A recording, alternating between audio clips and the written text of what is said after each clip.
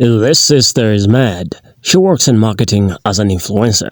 She has a huge following, creates engaging content, but guess who gets paid less than her palm color peers? Her, of course. And to the palm color people that feels like she deserves less, even though she works more, twice as hard than them, gets paid a fraction of what they're worth, she's taking to social media and standing her ground. You would think that just because you have a huge following, create engaging content, that you would be getting paid more because you are the most hardworking employee in that company. Today's video is gonna prove you otherwise, especially if you do not have a palm color skin. So, if you're out there and you wanna get employed someday, or you wonder why all the black kids are sitting together at the lunch table, then this video is for you. Let's roll this clip for you on today's special. Why is that sister mad? Even though she has a huge following, creates engaging content, and should be getting paid more. White girls, I'm tired of y'all always trying to play victim. Now come to the podium and let me talk to you. I do social media for a living. I have a manager. My manager has clients on her roster. My manager has white and black clients on her roster. Who do you think gets paid less, has more followers, better engagement, and can actually sell his product than her white clients? Yes, that's me, top dog. I'm on Asia's roster and I get paid less than her white clients that I have more followers and better engagement than. A lot of black women on this app, a lot of black people on this app, a lot of black creators get When have you ever seen us in the Forbes list? We gotta have 100 million, triple dipper, trillion, dillion followers to get somewhere. I've been doing social media for 4 years. I have 190 million likes and only 2 million followers. White girls, do not play with me like that. I'm not trying to read y'all. Y'all always want to be a victim when you're not. You're the beauty standard. You get paid more. You do not experience anything that black and brown women experience. I will especially about this. I'm getting over every day. I have to have a personality. I also have to be respectable. I have to be pretty. I have to be put together to get a fraction of the money the white girls get. And I'm gonna talk about it. I don't hate you hoes. My best friend is white. Oop, gag it. Emily, Harley. Gag on it. White as Alabama white. So don't ever think I'm hating on white girls to hate on y'all because y'all white. Y'all just annoy me. That's it. I don't have to hate on me and look at where I live and look what I just bought. Please get it together and stop talking about me in these fags. My friends deserve everything in the world and I'm gonna give them to them. It is not my fault y'all friends don't give a funky about y'all. And would never buy spit to put you out if you was on fire, ho. I don't play like that. It's not consumerism when white girls buy Gucci, Prada, Chanel, Saint Laurent, Balenciaga. But when you see a black Bitcoin that done worked harder than all these white on this app, get paid a fraction of what they get paid, and I buy my best friend, who has been my best friend for 12 years. I told her I was gonna give her the world if she stuck beside me, and if she rocked with me. I'm gonna get her a bag. I'm gonna get her a trip to the Bahamas. Yeah, I'm gonna take her to France. It's not consumerism when the white girls live a luxury life all the time. But the moment a black girl wanna buy something nice for her and her friends, you yo monkey got something to say? Don't play with me. You know I don't play like that. Don't get popped in that mouth talking about me. Be gone. You are dismissed. So I just want to get something clear so we all on the same page, right? First it was like Fanita's proximity to whiteness is why she has all her success. And now it's like Fanita's always hating on white people. Now quickly, which one is it? Y'all need to decide. Y'all need to pick one. Stop straddling the fence. Huh? Do I hate y'all or love y'all? Pick one. Y'all can't keep flip-flopping. Either I hate you, I love you, bitch. I know I got two whites I love for sure. Harley and Emily. I don't give a if you bitch that I'm hating on white people. Y'all used to have slaves. What are we talking about right now? Do not make me pissed off. I'm trying to let y'all go. I will wring that neck like y'all used to do our ancestors. Don't let me get piped up. Stop talking to me. Bye, babes. Make sure that rent's paid on the 1st. Don't want to see that GoFundMe. Yeah, period. Well, I don't have a huge following by any means, but I do study content creators for my PhD. And I think that I've noticed is that when we think of online image, we don't realize how important this is in forms of content creators. Like, yes, we have a bunch of Black creators who have large followings on platforms, but the bulk of their money is actually going to come from advertisements and brand deals. And much like we've seen in celebrity culture, the people that are the most marketable are often thin, white, and like fit within society's conventions of beauty. And I think Fanita, has obviously rejected every like standard or convention that we see when we think of success or beauty. And I think she definitely owns that, which is empowering in itself. But going back to the idea of being a content creator and brand deals and advertisements being a bulk of your money, like even when we think of like the classic influencer, we think of someone who looks like Alex Earl. She fits into the convention of beauty, even if she's doing things that are seen as less beautiful or talking about things in like a disgusting way or like whatever her content is. I'm not super familiar. And we also had people like Victoria Paris come forward and actually talk about making more money and having more opportunities than like Black or brown creators on the app. And I think the problem is actually rooted in like our society, which feels obvious. But if we think about the types of media that we see every day and we consume, we're always thrown this idea that thin is better, light is better, fair skin is better, and that darkness or darker skin is just not valued as much as lighter skin. Influencers and content creators are always going to be judged in the form of numbers. How many followers do you have? And for the content creators, it's how much money am I able to make by doing what I do? And for the brands, it's can you sell our product?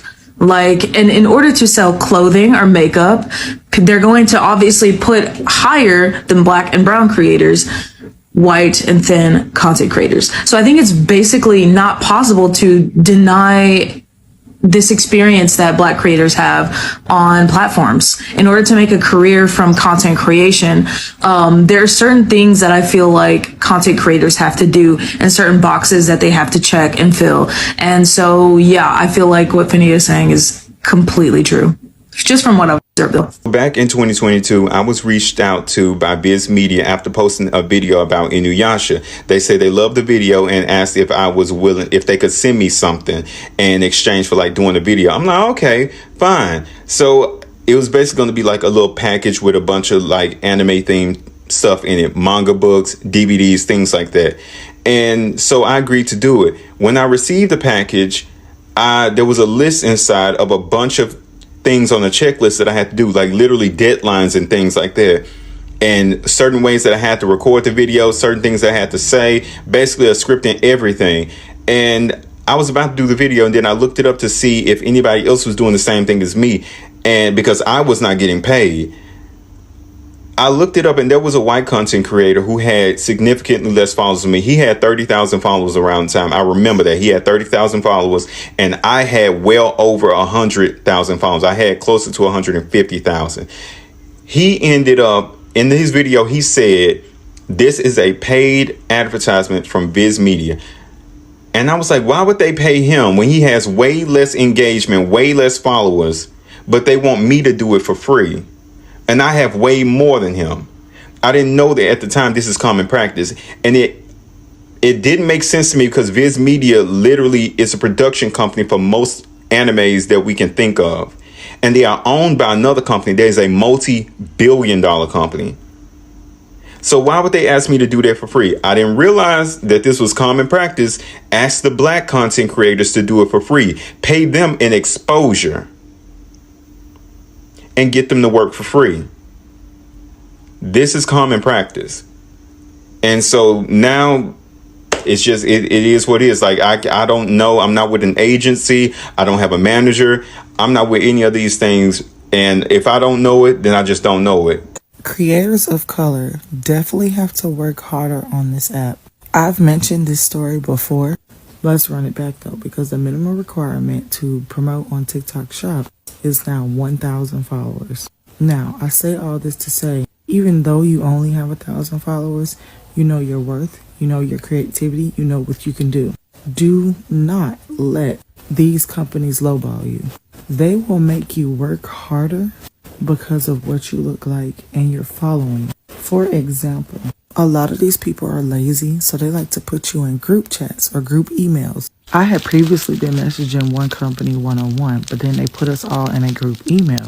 They put their requirements in there, and a young lady that was not black responded and said, this is not what we agreed to, and I'm not doing that, straight up. She then sent a second email that we could all see because we were all in the email chain and said, message me individually. Mind you, when I first received the first email, I told them to message me individually because ain't no way we about to sit here and negotiate with all these people. They kept messaging in the chain. But somehow, her and the other person, they did talk one-on-one. And she ended up responding to the group chat, telling us on accident what they were paying her and what they were providing her with. Mind you, she had less followers than me. She's only promoted a couple of products on TikTok. But because she had the style and the look, they were going to pay her. So once me and the person went one-on-one, I asked for the very same thing. Why they told me no? So I immediately said, okay, cool, I'm done with it. There will be a lot of companies just like that. Don't feel like it's your last collab. They're going to be judging you from the beginning. And like I said, you know your worth. Just because you're starting out, do not let them take advantage of you. And that's all I'm saying. Even if you got to go search what was previously done for this product, do it. You can tell what somebody has received and what work they put in. Okay, y'all go back and watch Fanita's video to get context. But honestly, I personally think that two things can be true at once. There's a lot of nuance within this conversation, and we should talk about it. First, we need to understand Fanita's archetype of black woman. She is the token black girl. She is the black girl that can go into white spaces. She is the black girl that can go hang out with the white friends and nobody really bats an eye. So I went to a mixed race school, middle school, high school, and then in my college early days, I went to a PWI. And I have been very close to token black women, or token black girls. I am not one because I'm very mouthy, but I understand the stuff that they go through. In light of Gemini season, I think that this conversation is very nuanced because it brings about two-faced energy and allows you to understand how you can play two parts, or you can be a two-faced ass. And I'm not saying two-faced is a bad thing, because sometimes you have to be two-faced. Geminis and Pisces, Libras, they understand this to a T. Another fact about me, I'm a Libra rising, so clock this T. But like I said, I'm not saying two-faced in a derogatory way. I'm just saying it's a way of life. But in order for you to have certain access to certain things and certain lifestyles and certain luxuries, you have to develop this part of your personality that's digestible. You can even call this people pleasing if you like, but honestly, it's not it's not the true you. And having to develop this two-faced energy / people pleasing energy, when you go into these spaces, you develop this certain type of disassociation because you experience microaggressions all day, every day when having to be in those spaces, pretty much. You have to deal with the sly comments. You have to deal with the oversexualization of you. People, their parents looking at you crazy when you come over the house. It's like the little itty bitty things that you think wouldn't play a big deal and how it affects your personality. You learn to not really pay attention to it. Because if you are the token black girl that constantly calls it out every time a microaggression happens, you become hard to deal with. You become the friend that they don't call when they want to hang out. Especially about the overly sexualization part, Fanita has, in her earlier video, she has over-sexualized herself, and so has white men. But that's another topic for another day. So from my understanding and the outside looking in, Fanita is in the portion of her token black girl journey where she starts to understand that she is the token black girl, and that just because she is in those environments, she still is an N-word. And she's developing the part of her personality where she is becoming more vocal about the microaggressions. She's becoming more understanding of them, and she can give them vocabulary. I really wouldn't be surprised if we see her friend groups change again. And I wouldn't be surprised if we see a shift in her content. It just depends on how she establishes her aesthetic, and how she comes off to people now that she is skinny. And her being used to being fat is something that I did not mention in this video, but also plays a huge part. But that's another topic for another day. But yeah, this is the makeup look from Mama. I've never been one to speak out on my experiences as a creator when it comes to business, and also when it comes to what I have here on TikTok, because I never want to come off as ungrateful for the platform that I have, how my face has been seen by almost 900 million people total. I recognize that there is a lot of privilege with that, right? But it is hard just knowing how hard you have to work as a Black creator to get any amount of actual recognition for what you do. If we're just speaking of matter of fact, my engagement has never matched my follower count. I'm consistent, I'm always driving up my quality, and I'm always trying to provide good content of value into the world. It does get to me a little bit sometimes that my channel overall has more views than some big YouTube channels with millions of followers, but I never have anything to show for that. And I'm constantly Bring it in. As a creator manager who dedicated a year to exclusively represent Black creators, I have something to say. Are we held as Black creators off the bat in the same regard as our white creators? Absolutely not. But is race the sole attributing factor to that discrepancy in pay? Absolutely not again.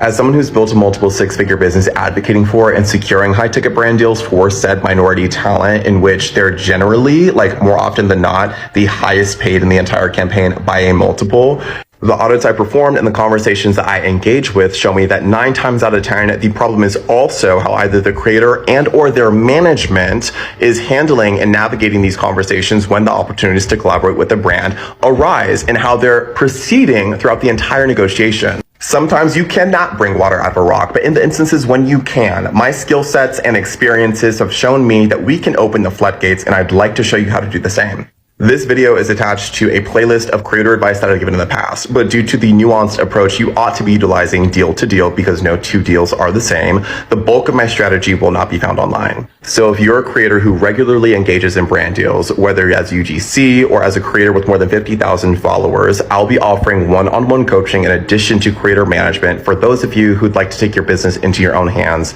with full legal support. If that sounds like something you're interested in, I'd love to get in touch so that we can run an audit, begin working towards perfecting your negotiation skills, and ultimately develop a mindset that can allow you to exponentially multiply your income as a creator. It's a first come, first served basis, so drop me an email. I'm so glad Fanita brought this up and is talking about it. It's absolutely important and it's needed to be said. I'm a social media specialist. I've been working as a social media specialist for 4 years. And that means I'm either in-house or at a mom and pop shop. Either way, I'm the one who's doing the posting, the content creation, analytic checking. I'm the one who's making sure that the engagements are where they're supposed to be. You're not talking to a hotel or a celebrity. You're talking to me, okay? I don't know why people don't get that. It's not the smart house from Disney Channel. It's a person, okay? With all of that being said, over the last 4 years of me being a social media specialist, do you know how many influencers who are Black, I was given a green light to reach out to? Two. And I'm finding them. I'm finding influencers left and right, people who are reaching out. I'm like, oh, look, she's pretty. Oh, look, she's funny. Oh, look, he has a lot of engagement. We should be reaching out to them. And these companies, I don't know. These companies don't know a lot of is what I know. But what they do know is that they can get away with giving Black people unfair pay wages and unfair benefits because they're not talking about it and the conversations aren't being had. And while, yes, I'm glad we're talking about it here on TikTok, we also need to be able to have these conversations outside of this bubble. If you can't have this conversation with your friends and because it's uncomfortable, then you might need to circle your wagons and really see who's there for you and who's not. And from there, evaluate where you need to start over. Since Benita woke it up, let's talk about it. I have a lot to say. I will never forget the time a major tech company like Apple reached out to me for a video and offered me $200. Meanwhile, I was accidentally CC'd on an email to Emily and she was offered $3,000 and a free product. This was for a college campaign. And for the people that don't know me, I'm Camden Elijah. If you watched any videos about high school or college advice, you've probably seen me before. I'm pretty certified in this niche, and last summer I really took over. I had multiple videos, 100 up to 500,000 views giving college advice. Meanwhile, Emily's account was based on doing makeup, and she had 2 Get Ready With Me's up about her freshman year experience, and they only had 50K views. Choosing Emily with 10,000 followers over me with 20K, and this is my niche, was so disrespectful, it turned me completely off. And it's like, why as a black creator do I always have to negotiate upwards? Meanwhile, you start them off so high that they don't even have to go through negotiations with you. It got so bad that I would really start to internalize what these companies said I was worth. And a major coffee company reached out to me for a video, and I told them $300 just because I really needed the money. And the manager separately emailed me and was like, hey, Camden, the budget for this is $1,500. Please reply back in the main thread with a higher offer. That taught me don't be desperate, and there's just going to be a lot of brands that you're going to have to turn down because they're not talking money. And money is what pays bills. Not a free product and not affiliate marketing. And you can really do your big one by going to work with one of their competitors like what I'm doing. Campaign coming soon next month. Moral of the story is you need to know your worth as a person and a creator and add text to it. If that means adding a 0 to whatever price you think you should say, then do that. Because being a black creator is going to be very difficult, but you can make it work. Never said it was going to be fair, and it may never be because race is everywhere. So, hi everybody, Fiverr here. I just wanted to say, if you haven't seen that video, go back and watch it. That's why I stitched it. I just have a question. I have a question. I want everybody to say the thing about black or brown creator on TikTok. What is something that is distinctive about being a black or brown creator on TikTok? I have specifically, you can support and promote pro-blackness on TikTok as long as you are not black. That has been something I've observed on TikTok. Tell me, what about you? What have you noticed about being black and brown on TikTok? I am so glad we're finally having this conversation. Hi, nice to meet you. I'm the Toxic King. I have blown up multiple platforms across multiple social media sites. I've shown brands over the years how I've maintained hundreds of thousands of active and engaged followers across these different platforms. How my clothing brand last year sold 6 figures. But they will still lowball you just because they prefer a look over anything of substance, over actual engagement, over having a command over your audience. And that's why I realized we got to stop going out to these brands. We have to start supporting one another. Right now, I'm working on an initiative where I want to get some big content creators together so we can create a network and start teaching other content creators how to put forth quality, authentic content at high value. We already on TikTok Shop promoting other people's products. Let's promote one another. Using social media to help one another generate cash flow and then spending that money amongst us and not on these big brands that don't even want to pay us for our work. I spent the last couple years blowing up YouTube, blowing up TikTok, blowing up Instagram, and I'm going to show all y'all how to do it for free. I am not putting any price tags on.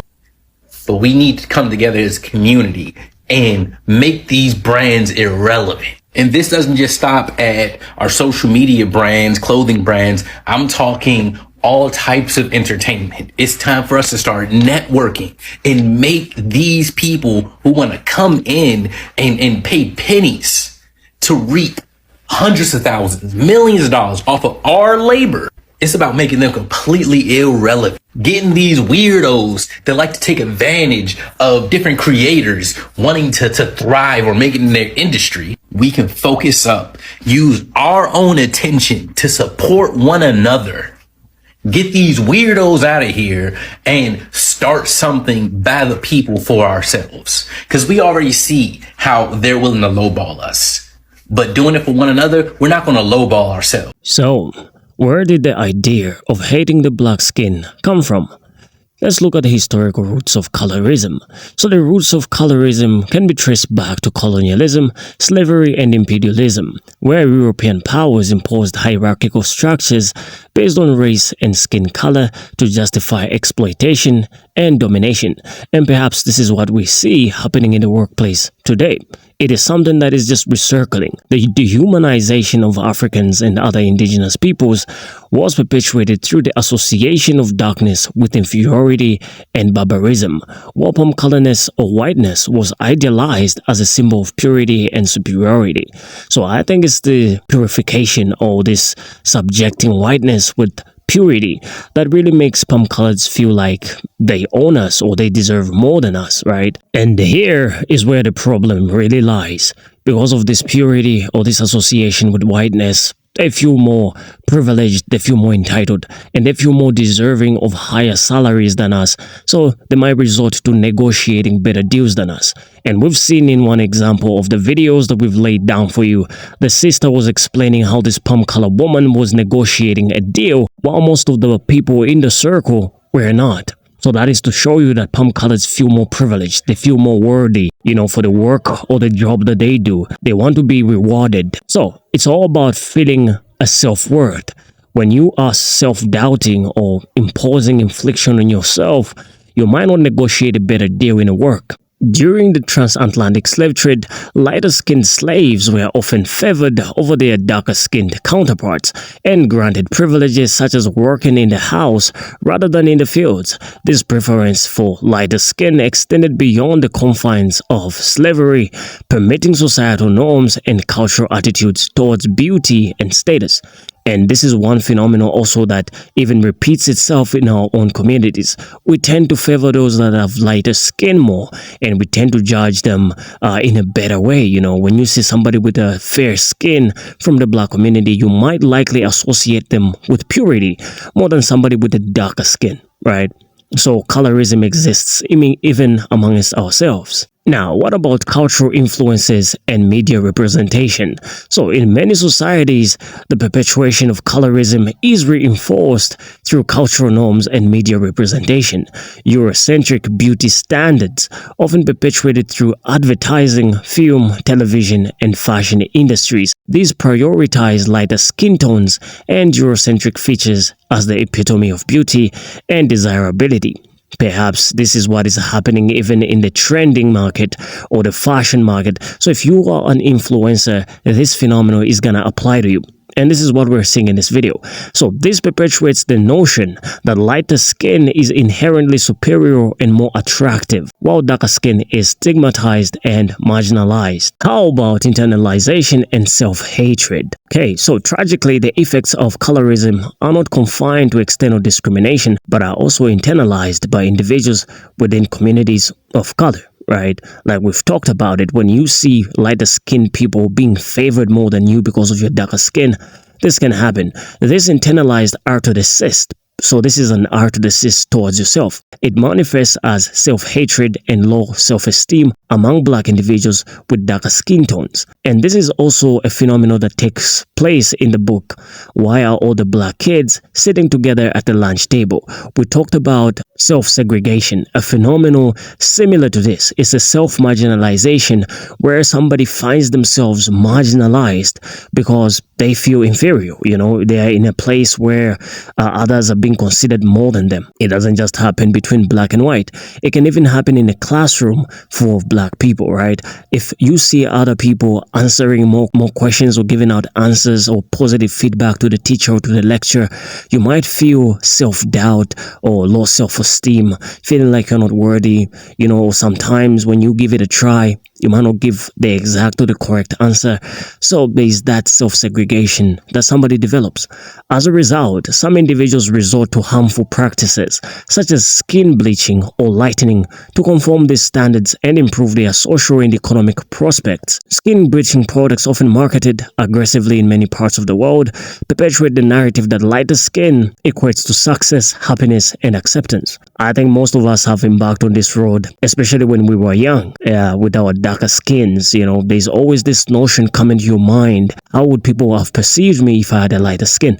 And that is the reason why some people resort to this action. It's because they experience self-doubt in workplaces, in educative environments where you should be productive and where you should be appreciated, but you find yourself feeling self-segregation. Some people might resort to bleaching, right, which is not good. It's harmful for your skin.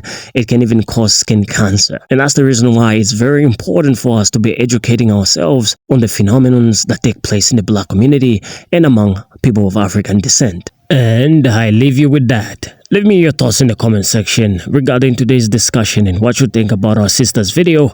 What do you think about the video that she made in response to the palm color people that criticize her? Even though she works more, she works twice as hard as they do, but gets paid less. I will see you in the next video. Thank you for watching. Stay blessed.